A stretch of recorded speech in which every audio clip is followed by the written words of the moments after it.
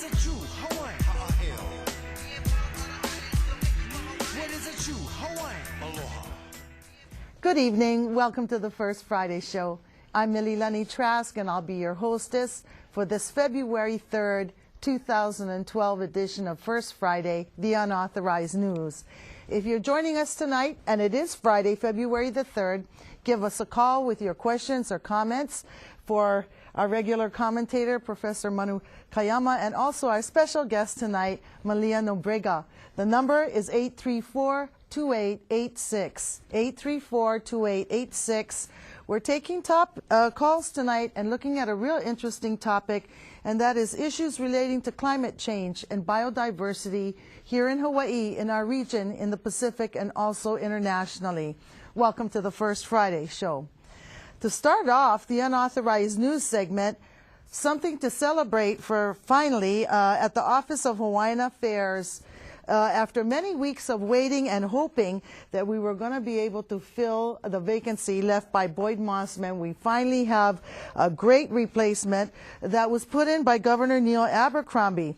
She is coming from Maui, Carmen Hulu Lindsey, a kupuna and a woman who is greatly loved and respected by many in the Hawaiian community, not only in Maui but statewide. She has had a very long and distinguished career, and I'm really very congratulatory that our governor made this excellent appointment. She has a very extensive background in land management. She worked for years with Maui Land and Pine as their property administrator, and she also put together their housing program for all their employees on Maui. And she worked for many years with the Maui County as their Director of Public Works. But she's also an independent businesswoman. She has her own realty company, Lindsey Realty, and of course is the principal of Kahulu Productions, which specializes in presenting Hawaiian entertainment productions for the resorts on the island of Maui. She's known, I think, by everyone that goes to the Merry Monarch as the mother of two of the greatest kumuhula on the island of Maui. And for those of you who know her, she also has a record, some of her own records. She has a beautiful voice. It just was a great appointment. I think everybody is very happy to see it. And frankly, I think it was a good thing that Abercrombie finally stepped in. Trustees had been going back and forth for weeks. They couldn't appoint anyone.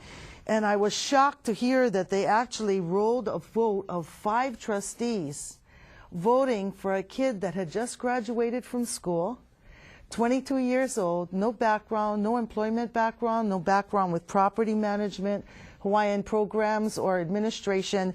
I couldn't believe that that vote actually came down. So thank goodness Governor Abercrombie pulled OHA out of the lurch, and we have a great kupuna now sitting for Maui.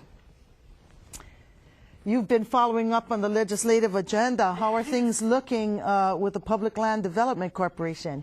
Well, probably not following up as much as I should. Right now, I know there's a flurry of bills going back and forth, which is typical of the session. So anyone who wants to change this bill and put in their own special interest, they do so.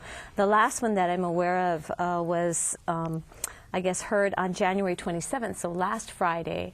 And this one was really sponsored by OHA. OHA was interested in having the bill protect, having the bill require the corporation to examine the impacts of its projects on Native Hawaiian rights, to receive legislative approval to sell, gift, or exchange its lands, and to provide OHA a portion of the revenues that the corporation generates on our public land trust. And so, of course, that sounds typical of OHA. I think they kind of missed the boat in not making, in many things, and not making a statement about not allowing the selling, gifting, or transferring of our lands, number one, because even though all the testimony that I've been looking at, they keep saying, the powers that be keep saying, that's never going to be our intention. But if it's not their intention, then it should be in the final bill. So I guess we have to wait. What's been interesting is Dela Cruz, back in October of 2011, received an opinion, I guess, from the AG's office covering a number of issues that were up and were discussed, saying, well, how can this corporation do these certain things? What is going to be the effect of historic sites, labor? And the AG's office answered a lot of those questions, but I haven't seen in the various bills that I've been reading that they seem to be aware of the opinion that came down from the AG's office in the different measures that they're asking. So I don't know if you can comment on that. No, I really agree. There's a flurry of bills in. Over 1,000 bills have been introduced. There's many on the Public Land Development Corporation in the House and the Senate. Some of them are seeking to amend for historic preservation or environment. There's a measure in to repeal it. Right. But there's also measures that are in to strengthen the language. The AG opinion was one that was written and sent to Senator Don Dela Cruz, right, asking many questions, but the two questions I was looking at, are they exempt from historic preservation laws, number one, and are they exempt from Chapter 343, which is environment protection? And the Attorney General, when asked the questions in terms of environmental any kind of exemption, the AG says no, N-O, period. That's right. In terms of Hawaiian preservation, the AG's response is that there isn't anything in the bill or the law that indicates that there's any kind of exemption for historic preservation either.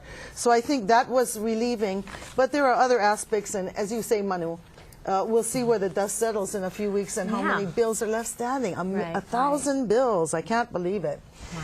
In any event, let's take a look at where the Native Hawaiian Roll Commission is. I know you got a copy of the report. People were waiting for it. They've been meeting for months. What's up with them?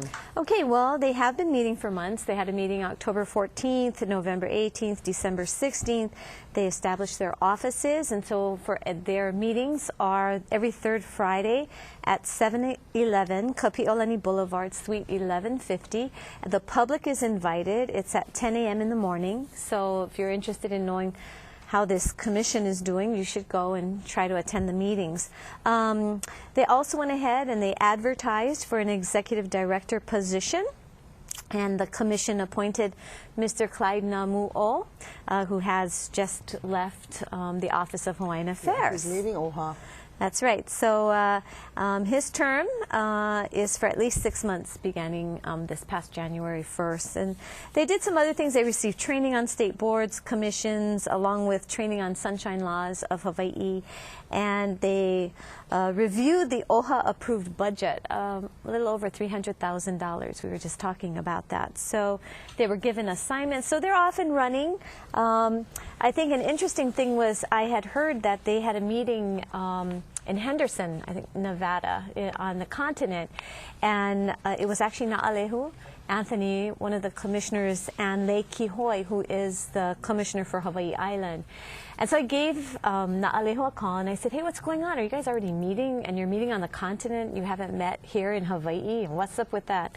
And he said, no, actually what's happening is we were invited to talk about the Roll Commission and what this legislation is going to do to some of our Kanaka Ma'ole who are living there. So he said it's not one of the community meetings that they're going to be planning to have. So they were invited in this symposium where they talked about many other Native Hawaiian issues. So that was interesting. And they did talk a little bit about having a commissioner representing people on the continent, and which of course I think is very controversial, as we've discussed. And that's about it for the Roll Commission. You know, I was so interested to see the report, and then I looked at the report, and it was saying there's one sentence in there as far as updating on their work, and it says we've had 3 meetings these 3 months, period. Yeah. It doesn't say what they actually discussed. I mean, there's no minutes available. Right. I guess we have to contact the Office of Hawaiian Affairs, but their summary, their one-sentence summary, at least gave the dates that they were meeting, if not telling us what they're looking at. Well, actually, we haven't been able to access minutes, or if they're even going to have minutes available, but in that report is where they said the things they did was find an office and give appointments to each other and hire Clyde. So that's what they were trying to say they did. Take a trip to the continent. Right. You know, to brief people living there before they've had a single meeting here. In any event, let's take a look at a show that I think is much more interesting than the update on the Roll Commission, and that is what is really happening on some critical issues for Hawaii climate change and biodiversity. We want to welcome back to the First Friday show Malia Nobriga, who has been a guest before talking about the traditional practices of her family on Kauai. But welcome back to the show, Malia, and thanks for coming in and agreeing to give us some briefings on some goings-on with the Hawaiian Civic Clubs, a new program, a good program moving in the right direction at the U of H and what's happening on this issue. Tell us a little bit about yourself and your ohana on Kauai. Hikino, aloha and mahalo again for having me here on First Friday.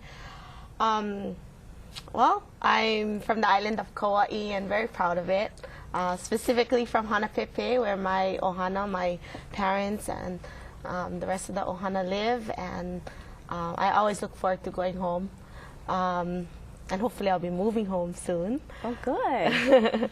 But yeah, my ohana, we're salt makers.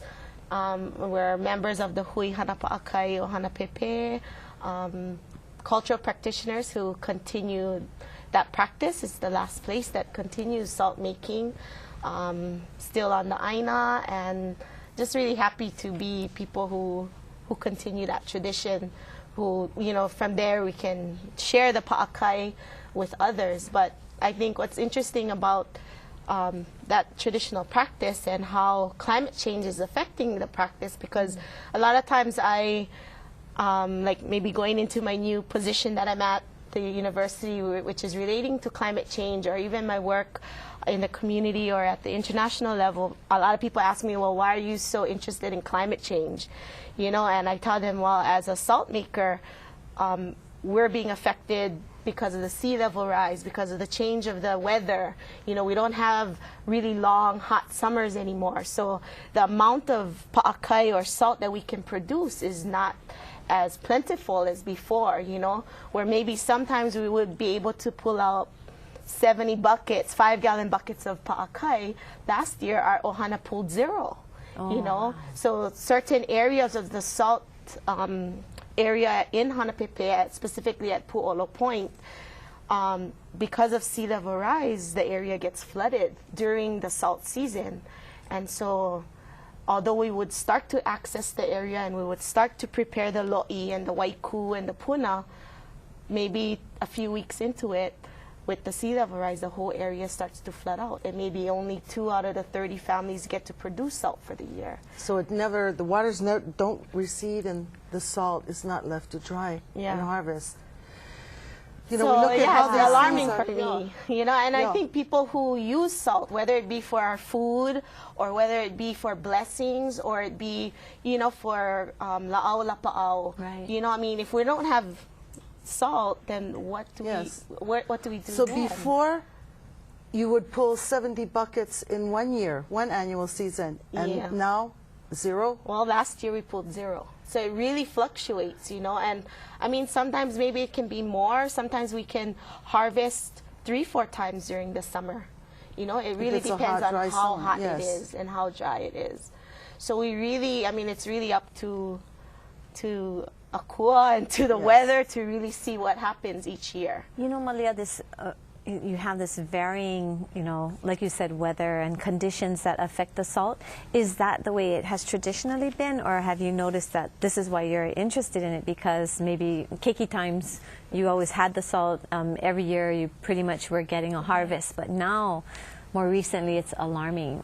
Yeah, in my lifetime alone, I've seen this big difference. Oh, okay. I mean, when I was younger and growing up, I mean, I'm 40 years old now, but in my 40 years lifetime, I mean, I've never seen times when we couldn't access the area. Interesting. And even when talking to my parents and, you know, my kupuna have now passed, but when I talk to the older kupuna that are still around, you know, I mean, they haven't seen this kind of a change where families can't even harvest any salt. So it's very alarming, and you know, I mean, you know, when we come to doing the work and doing outreach in the community and educating the community about climate change, I mean, to me, that's that real experience that I can see. And I think if a lot of us, as we hear and learn a little bit more about climate change and we start to be more observant about our environment, I think we'll be able to even see a lot more, you know, just things that are so visual to us. You know, I know, Malia, you are the president of the Waikiki Hawaiian Civic Club, and I know that this was one of the things that was discussed by the club recently. The club, I think, I was happy to hear that they were establishing a new committee, a new komike. Tell us about it. Well, the Waikiki, so as you said, I'm the president of Waikiki Hawaiian Civic Club, which is one of many Hawaiian civic clubs. And we fall under the Association of Hawaiian Civic Clubs. We have a graphic up there if you're interested.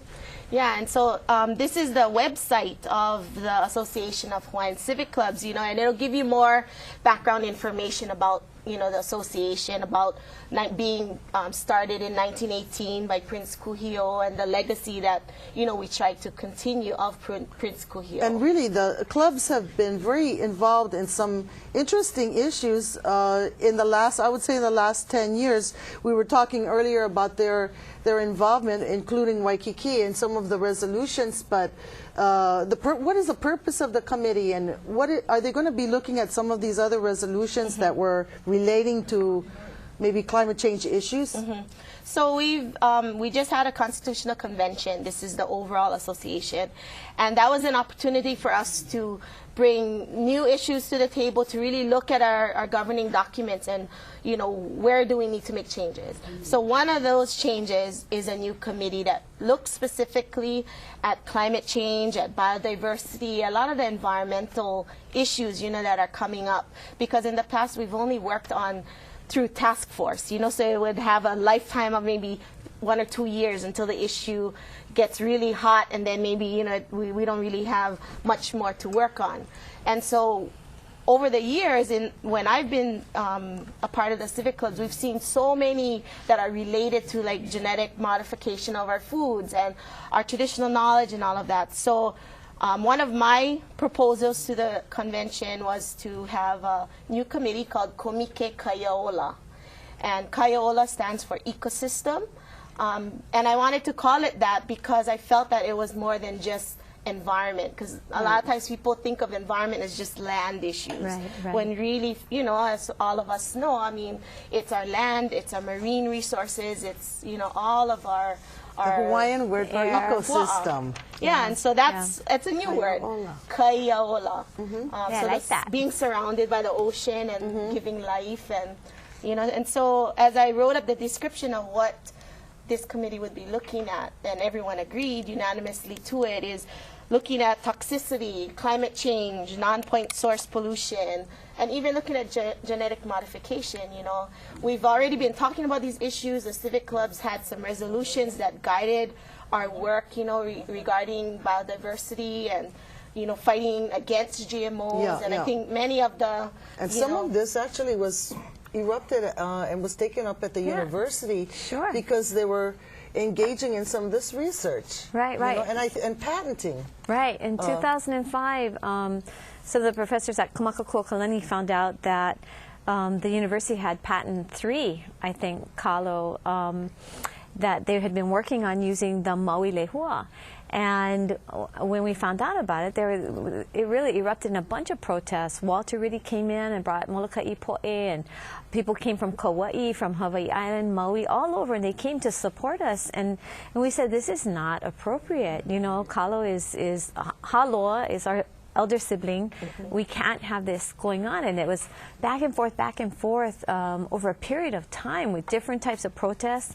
And finally, the result of that was they did, you know, ceremoniously rip up. It was very dramatic. You know, they ripped up the patents, the 3 patents. Yeah, now, that's right. Of course, as a businesswoman, you know, the patents really weren't worth anything because, you know, if you made poi out of that collar, it really wasn't anything terrible. People were wanted to go out and buy.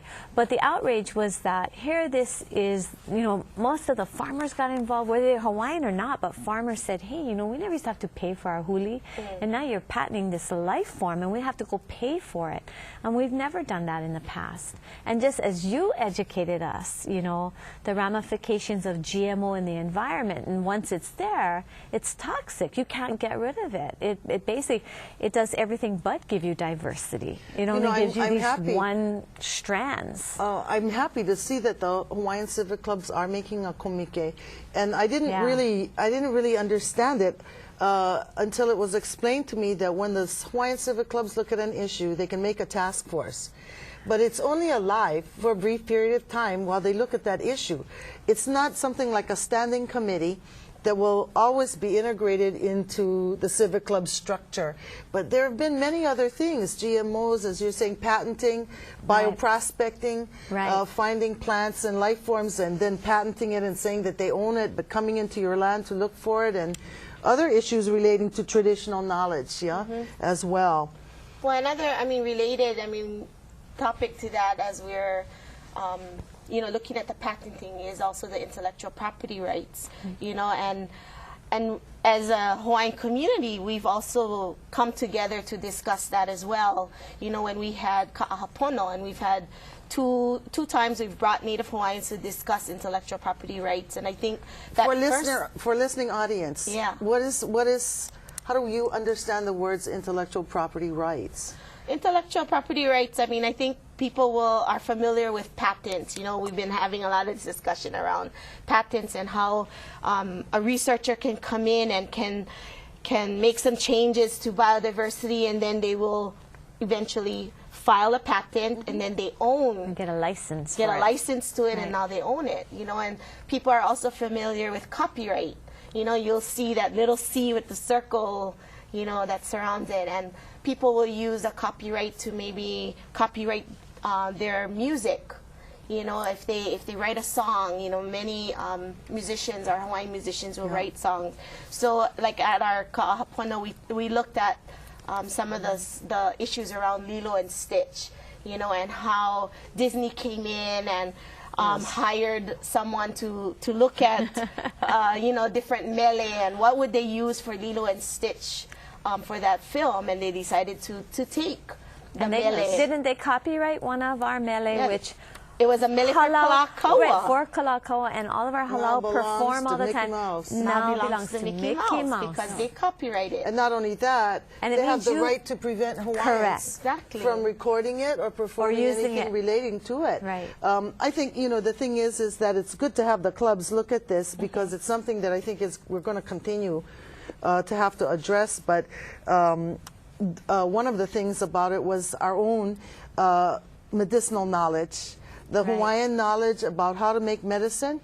They were taking our recipes, they were copywriting that, and then when they looked at the plants that were used to heal, they went and filed patents to own the plants as well. And this has happened here, and it is a big problem internationally. One of the things I wanted to talk with you about, Malia, was how is your international advocacy efforts going? You've been traveling a lot, going to the UN meetings for biodiversity. Could you give us an update on that? Sure.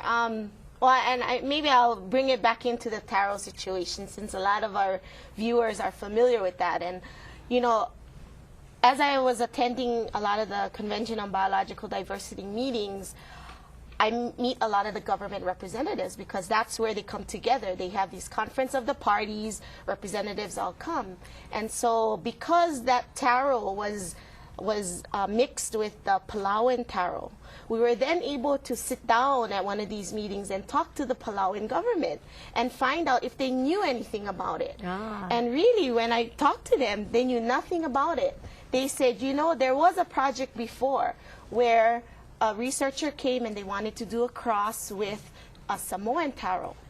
Well, the process that happens in Palau is we need to then go into the community. We need to talk to the women. The women are the traditional knowledge holders of the taro. Kalo cultivation. How do we, cultivate our kalo? And it's recognized by the Palauan government. And this is recognized as well in the Convention on Biological Diversity. And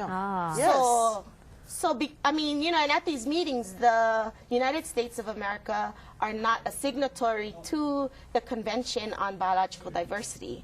So I felt that this would be a good way that the Palauan government could now come in and help to advocate that there was no consent. There was no free, prior, and informed consent given by the people, the women, nor the government.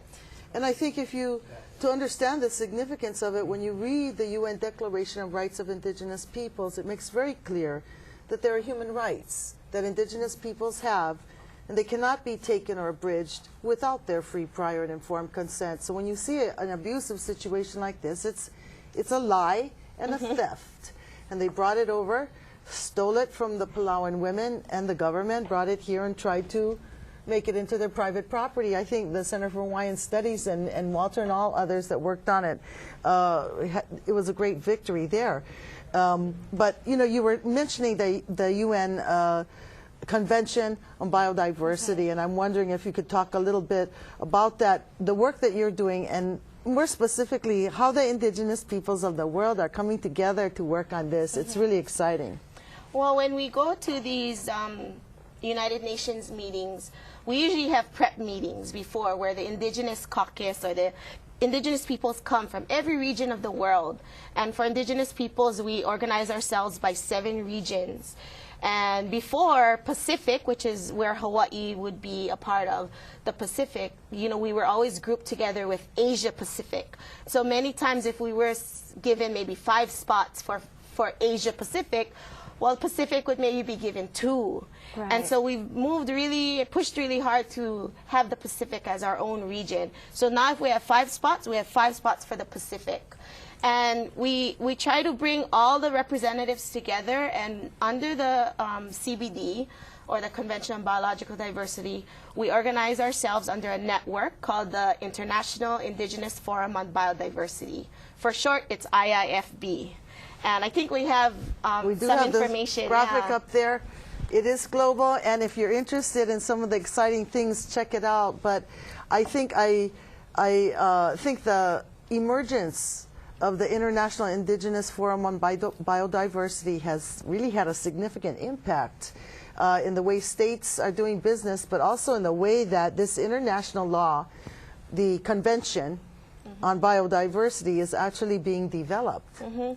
You know, I mean, it's not all a win-win situation all around, but I think what's good about it is that indigenous peoples are there and monitoring the work of the governments of the world, you know, and specifically as it relates to biodiversity. Right. You know, when they want to make these international policies, which will eventually come down to affect us at a local level, you know, we need to make sure that our rights are being advocated for at that level. And for me, that's why I go. You know, it may not be that I'll see it right away happening here at the local level. And, you know, when we were previously talking about bioprospecting, you know, I could already see what was happening here in Hawaii and what's happening at the international level. And so I think there's always that connection and that learning that we can do from, you know, I have a really good friend now who's based in Kenya, you know, Lucy Molenke, who's also a good friend of yours. And now she's also becoming someone I can learn from, you know, and we learn from what's happening in Africa, you know, with genetic modification there, because you know, Monsanto and other groups will go in and say, well, hey, we'll help save and give you food. Make sure that there's food in Africa and make sure that they're all genetically modified food. But, hey, the indigenous peoples there are being educated about what is this and is it really whole food that we want to eat and put into our bodies. You know, I think because we're moving rapidly, I wanted to go back to the UN Convention on Biodiversity, which was only really comes into force in 1993, but many people, when they look at this international convention, they're surprised to see that there are specific references in the preambular section to indigenous peoples, given the fact that we only passed the Declaration on Human Rights in 2007. People were thinking that that was really the first international document that really looked at indigenous peoples, but they're wrong, because the work of indigenous peoples in the area of biodiversity preceded the passage of the Declaration. But I'm wondering if you could talk about how this international convention, which binds the U.S. and others, how does it look at the rights of indigenous peoples and their rights to receive something from it? Well, there's three main objectives of the CBD, or this convention and this treaty. And those three objectives are the conservation of biodiversity, the sustainable use of biodiversity, and the fair and equitable sharing of these genetic resources.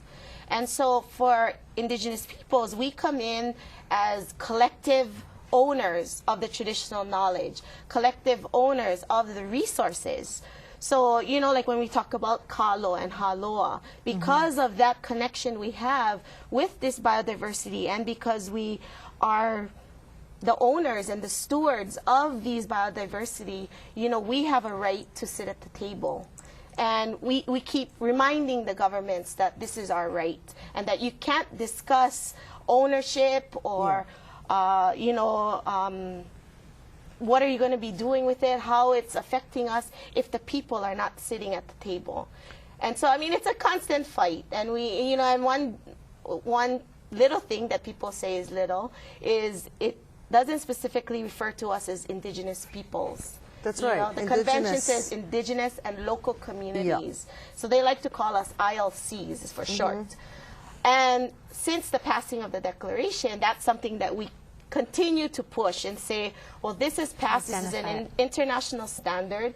We now need to update the convention and say indigenous peoples and local communities. I think this work is so difficult because to have to be there and to be present, but then to also have to be watching and making sure that none of these are, you know, that people are actually following the rules that you're coming up with. You know what I mean? I mean, you're talking about big countries. You're talking about people having to be on it. And so I'm so proud that the civic clubs are doing this work. I mean, it's so impressive. Really takes it to another level. The work that you folks did at the Center for Hawaiian Studies, yourself, John, breaking the patent, you know, that went with us all the way to the UN, and it was filed there because there's the work at home to protect biodiversity. This is what that Taro issue was all about, to ensure that there's a fair sharing of genetic resources, protection for our health, our medicines. So we're fighting it at home, but we're joining with others at the international level because it really is a human rights issue.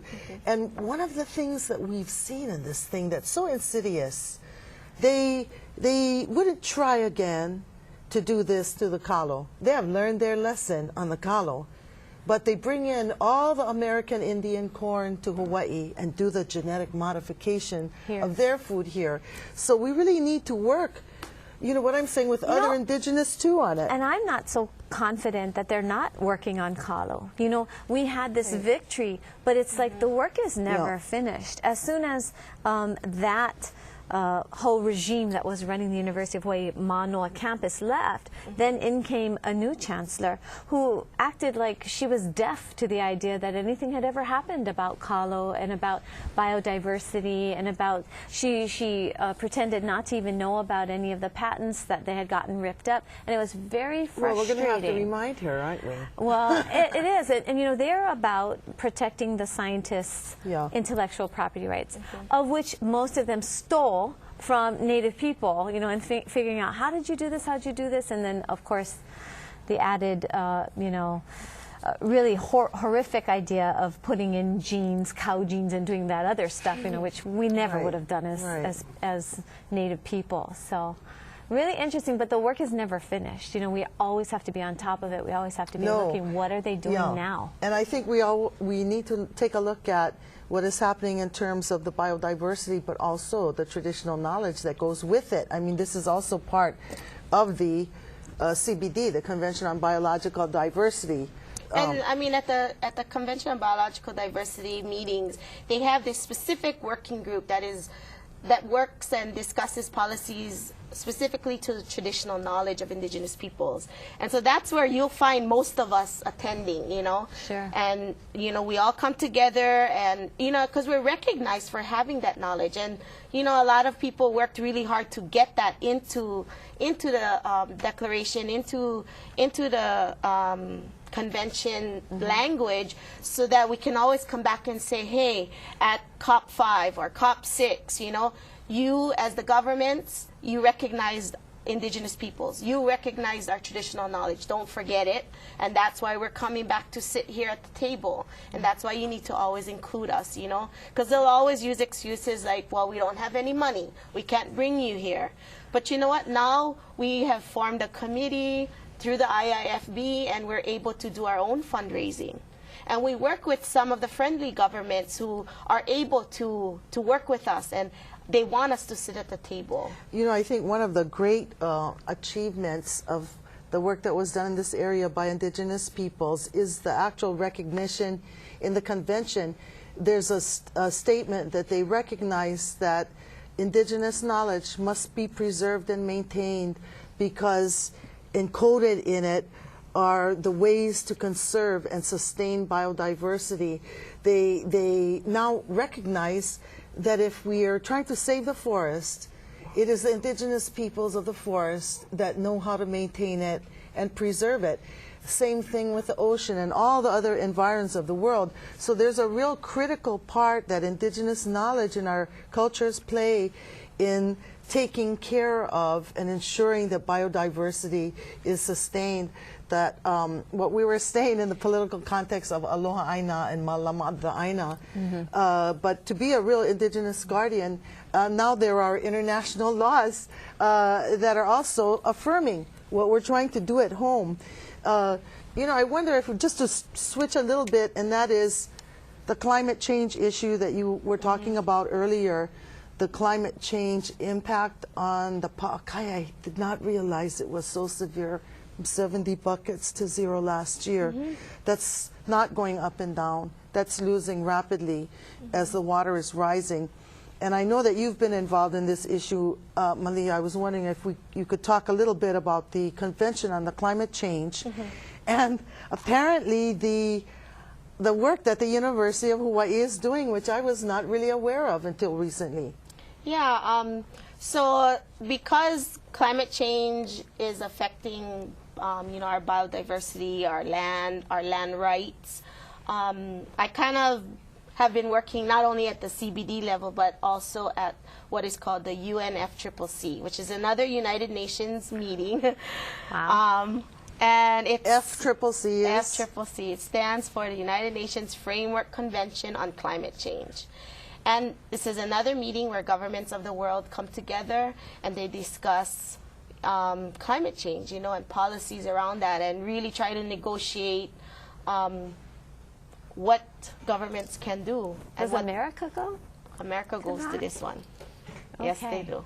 This is one of them that they're a part of. And so, I mean, it's the same thing where indigenous peoples all come. We try our best to advocate and to try and push for what we feel are our rights, you know, at this level. But I was really excited recently to find out about the University of Hawaii having a Center for Excellence, and it's called a Center for Island Climate Adaptation and Policy. And I didn't even know it existed. How long has it been here? Well, this is the our information that you can see on the I didn't even know this here. existed. Yeah, and it's our website is islandclimate.org, and it started in 2009, so it's really new. Okay. It sits currently under the Sea Grant College, but it's a collaboration between 5 different departments. One of them being Hawaii Nui Akea School of Hawaiian Knowledge is one of the people who support it, and that I really appreciated because the center, as a part of its vision and mission, saw that traditional knowledge is what is needed for climate change adaptation. And so the center recognizes that Native Hawaiians need to be a part of this discussion. And so some of the work that has happened over the last few years is some publications, because a lot of it that the center does is do research around climate change policy, what's happening out there. We partner with people from SOEST, which is the ocean, what does SOEST? It's an acronym for School of Ocean Sustainability. I mean, it's connected with Sea Grant as well, but it's people who are looking at the weather, you know, and monitoring the weather. I mean, a lot of our scientists there are looking at different the different things that affect and that are, you know, causing climate change. And they're able to show through research, the scientific research, that sea level rise is happening and this is what we're seeing. And then they can make predictions, you know, and they're now sharing a lot of this research here in Hawaii. So there's different researchers that can show you a model through Google Maps as to in the next 30, 50 years, you know, this is what we'll see with the rising sea and how it'll affect Waikiki area. Yeah. You know, so as we continue to develop, or we continue to, OHA tries to do these settlements of land, like why would you go for these lands? It's all going to be submerged in 30, 40 years. That is very, very true. What is that going to be for us? I mean, so it's important for even like those kinds of discussions, you know? You know, that's so funny because you just remind, that's really what happened.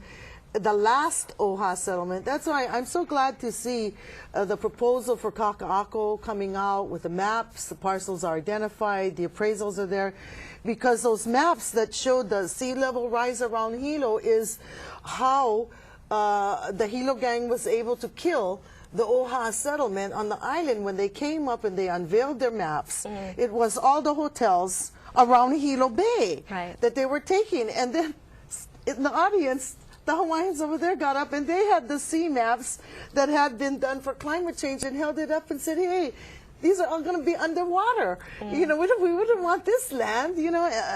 That was the end of those parcels. But you're right. That kind of information has been really helpful for many different reasons. And I think, at least when I looked at it, some of it was published in the Advertiser on the front page.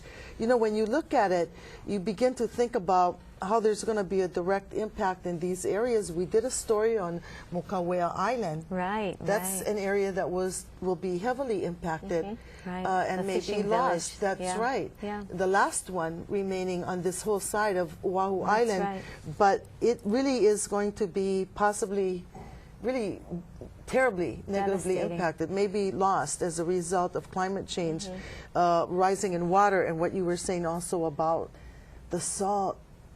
Do you ever discuss within, you know, the parameters of these meetings, what are some solutions? Are there opportunities to reverse this? Do you ever take those up? And yeah, well, actually, I will be coming up more in our discussion soon, because one of my main projects as a director of strategic partnerships, which I love the title. Strategic partnerships for the Center for Island Climate Adaptation and Policy. Is this your new job? That's my new title. Perfect job. But what I think is exciting is because I get to create these partnerships with our community, especially with the Hawaiian community. And so my first big assignment is to organize a Native Hawaiian symposium on climate change. And we were able to get some funding from the Kresge Foundation, from the U.S. Forest Service, and even the Gladys Brandt Fund is able to put in some money here to put together this symposium of Native Hawaiian leaders, climate change resource specialists, and cultural practitioners. And we're bringing together people from all the different islands. And this will be held March 22 and March 23rd. At this time, it's really, it's by invitation only, unfortunately, just because we want to be able to get people to the table, have a discussion, to put together really an action plan and what is the needs of the Hawaiian community, you know. And so we're bringing in some Hawaiian facilitators to help us put this action plan together, to have discussions around different issues. One panel will be on health, well-being, and food security. You know, climate change will affect our food security. And so we want to bring in people from different sectors. You know, I've already received an okay from Hector Venezuela, you know, from the University of Hawaii. He will be coming in and sharing some of his mana'o around food security, health, and well-being. You know, and so we're bringing in different speakers, both Hawaiian and non-Hawaiian, who have the scientific background, but they also have the cultural background. And we can bring the two together and have this discussion of how do we adapt to the climate changing around food security. Another panel will be looking at environmental stewardship and how it's affecting our land rights. You know, so really bringing different people to the table. Another panel is looking at energy use in Hawaii. And we're hoping to have someone talk on geothermal, someone else talk on wind, as well as solar. You know, and having Hawaiians talk about these energy alternatives. And, you know, I mean, we've already been seeing in the community, you know, with Molokai and Lanai having a lot of problems with, you know, wind companies coming in and saying, well, we'll solve all of your problems, but we'll feed Oahu with all of the energy that we make off of these windmills. And, you know, and so I think if we can bring people together, start to have these discussions, and then put together this action plan on where do we need to go, how can ICAP or this Center for Excellence assist with maybe having more outreach in the community. So the idea to have the PICO be centered around Kanaka Maoli people, and then when they make plans, right, and go forward, say, how are we going to involve the rest of the community? Is that your plan? Because I'm just thinking, like, for most of our Kanaka Maoli people, it's difficult to see change. You know, we'll protest, we'll testify, we'll be there, and not always taken as seriously as someone else who might be the president of a corporation who is not native to this place or not native. So I'm just wondering, like, when do you bring the larger community that does care about climate change and does care not about the bottom line and the profit of Monsanto and these large corporations? When does that happen? Yeah, well, you know, there has been a lot of discussion that's already happening in the broader community, I think. And I haven't really seen it happen in the Hawaiian community, maybe in little pockets here and there. And I think even like at the state level, you know, there's talks here and there about maybe the Office of Planning doing some work on climate change, or, you know, each of the different state agencies doing things, but it hasn't always been this concerted effort together, you know. And so, I mean, one of the bills that we're supporting as ICAP and our center is trying to revive this bill around having a climate change task force. You know, it had gone through a lot of discussion in the years past, but it never went forward, whether it be because of appropriations or not. And so, as ICAP and through the university, we're trying to support this effort to bring the different people together so that we can have this coordinated effort, you know. But what I did see that's missing from this bill is a seat for a Native Hawaiian representative. You know, and actually one of the first hearings is coming up. What bill is this? Senate Bill 2021. And this is coming up February 7th. Relating to? Climate Change Task Force. So if you do a keyword search, when you go to capital.hawaii.gov, you'll find this this bill. And so we're advocating to have a Native Hawaiian, Native Hawaiian sit on there, because they're saying that we need to make policy, set policy guidelines and make recommendations regarding Native Hawaiian or also biodiversity. So to me, whenever we're discussing biodiversity and we're discussing our land as part of the public trust, as a Native Hawaiian, we need to be there. Absolutely. You know, since we're talking about it, I mean, I totally agree. And when we look at things like the climate change impact just on the Pa'akai, you know, and Mokawea and other such places, I mean, I can see a very good reason why we need to have a Hawaiian. How is the decision being made in this legislation? Is it something that's being appointed by the governor? Is there a process to recommend someone? You know, for instance, a few years ago they created the Aha Kiole. We've had them on the show that they're looking at related issues. But in this measure, how is the task force actually being appointed? Is it recommendation to the House and Senate presidents, or what the process? Well, it varies on the different appointed individuals. For example, there's, you know, from all the different agencies, so they would appoint their own. And then it comes to one where, like, the Senate will appoint 3 people, one of them being from an environmental organization. The House will appoint 3 people, but have an environmental organization as one of them. So it really depends on which member would be sitting on the task force. But then again, I see this void of having a Native Hawaiian representative, and I think, you know, it would be good to have some suggestions from different people, whether it be a representative from the Aha Kiole or the Ahumoku systems, or if it would be, you know, through a process that a name would be put forward. And, you know, that doesn't stop from other Native Hawaiians to be on this task force. You know what I mean? I think just saying that we need to have one just confirms and forces to have at least one representation, but we should be able to fill other seats with other Native Hawaiians who have specialties in those areas that you were just discussing. You know, that's a very good point, you know, because it sounds that. like the way the task force is being comprised, they're actually divvying out something like an appointment power. But you're right. The fact that there's a seat, if we say that there should be a seat for Native Hawaiian, it wouldn't prevent the other agencies or the other parties that are designating the members of the House and Senate to also put in other Hawaiians, because we have some broad range in our community, broad range of knowledge. Starting with Hawaiians in the U of H program, all the way down to the people already designated from the Aha Kiole, which was actually created by the state legislature. Well, I think another way to look at it too is, no matter who from the Hawaiian community ends up in this position, you know, if it even goes through, I think what would be really important is for us to remember this reporting back and trying to get information from the Native Hawaiian community, you know, as broad as possible, you know, through the various networks.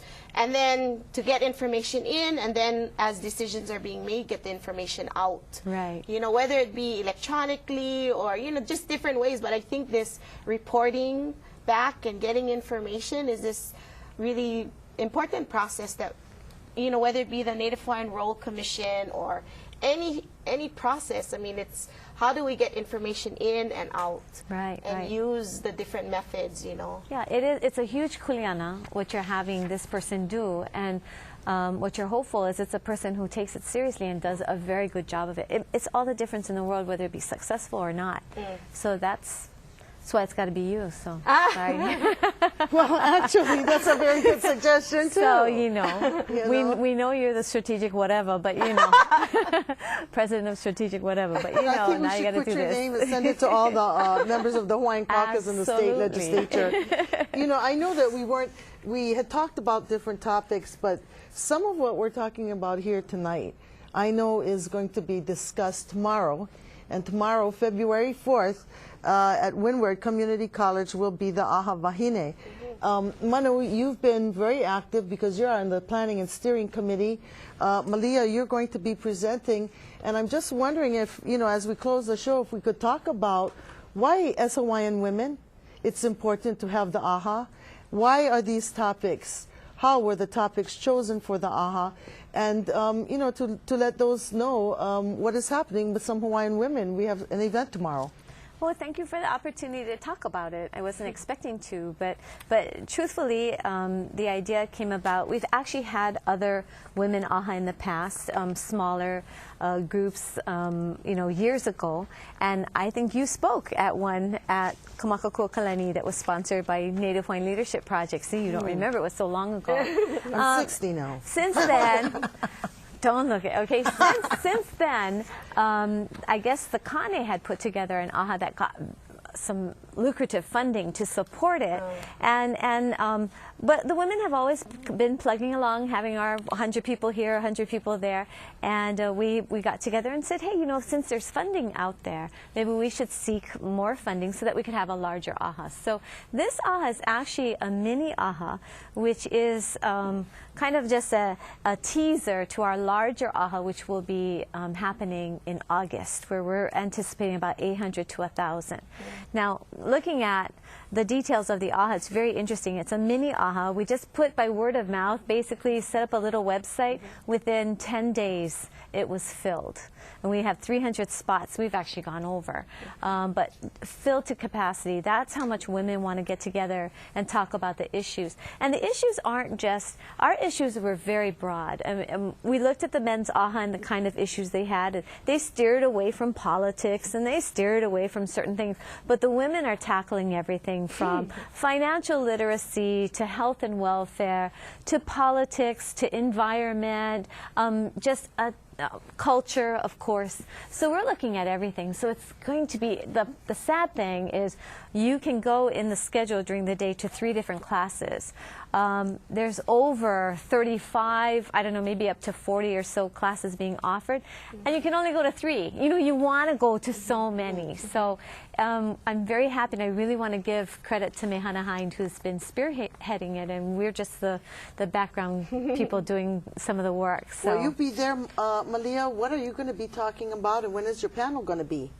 Well, we're in the morning slot of presenting pretty much on these issues and continuing this discussion about climate change, about biodiversity, what's happening at the local level and all the way up to the international level, you know, and trying to really get our wahine together and join the network and holomua together, you know, and do some capacity building if there's young or even older ones, you know, who want to do this kind of work, you know, well, join our listserv and come along. And wait a minute, I thought you were presenting too. I'm going along, and I'm also, you know, I'm actually also, I'm telling Malia, you know, I have a segment, but then I want to run out and go to the others because there's so many excellent presentations, as you're saying.